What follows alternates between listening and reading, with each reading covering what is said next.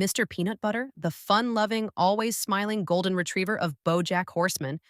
He's charming, enthusiastic, and never lets anything get him down. That old expression? Fool me once, shame on me, but fool me twice, fiddle-dee-dee. But what if I told you that beneath all that positivity lies a darker truth? Is Mr. Peanutbutter's endless optimism actually a problem? And could his refusal to acknowledge negativity be doing more harm than good?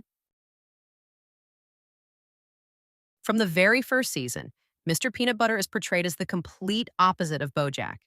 Where BoJack is cynical and self-loathing, Mr. Peanutbutter is constantly cheerful. You know, it just goes to show, with the right attitude, every single one of your dreams will always come true. And if your dreams don't come true, it's probably because you just didn't have the right attitude. But here's the thing, his positivity isn't always genuine. Throughout the show, we see Mr. Peanutbutter dismissing serious problems with a smile. He believes that if you just stay happy, everything will work out.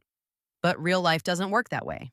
The universe is a cruel, uncaring void. The key to being happy isn't to search for meaning, it's to just keep yourself busy with unimportant nonsense, and eventually you'll be dead. This is a textbook example of toxic positivity. The idea that no matter what happens, you should just stay positive. But ignoring problems doesn't make them go away. In fact, it makes things worse. This kind of attitude can feel suffocating. It's like being told, your problems aren't real, just be happy. And when someone refuses to engage with real emotions, it destroys relationships. One of the biggest victims of Mr. Peanutbutter's toxic positivity is Diane. She's deeply introspective and struggles with depression. But instead of listening to her concerns, Mr. Peanutbutter constantly invalidates her feelings. It's no surprise that their marriage falls apart. We did it! Take that, our marriage. Diane needed a partner who could sit with her in the hard times, not one who just covered everything up with a joke. Mr. Peanutbutter's positivity isn't just harmful to others, it's also selfish. He jumps into things without thinking about the consequences. Running for governor? Sure. Allowing fracking in his backyard? Why not? But here's the problem. His optimism isn't based on reality. It's based on impulses. He doesn't consider how his actions affect others. He just assumes things will magically work out. In later seasons, we start to see small signs of growth.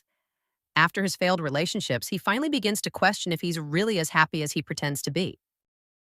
What astute. It occurred to me, are my self-destructive patterns and unexamined cycles of codependency the popular Jim Carrey character The Mask? Because somebody stopped me. Are all of your breakthroughs phrased like that? And that's the truth about toxic positivity. It's not about always being happy. It's about being real. And maybe, just maybe, Mr. Peanutbutter is starting to realize that. So what can we learn from Mr. Peanutbutter?